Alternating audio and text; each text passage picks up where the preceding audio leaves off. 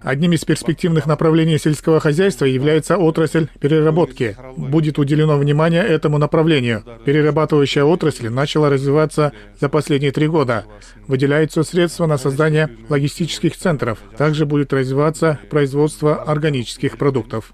В течение 5 лет планируется увеличить производство сельхозпродукции на 30%. Для повышения урожайности будут внедряться современные агротехнологии. Спрос на органическую продукцию из Кыргызстана растет как на внутреннем, так и на внешнем рынках. К примеру, в одном из магазинов натуральных продуктов в Бишкеке покупатели бывают постоянно, а большинство товаров на полках местного производства. На каменных жерновах мы мелим ее. Это цельнозерновая, ржаная, пшеничная. В основном берут ее, потому что все хотят печь свой домашний хлеб. Цельнозерновой. На закваске очень много пекут у нас. У нас есть манные крупы цельнозерновые, также это нашего производства. Отруби, также для кишечника очень полезные.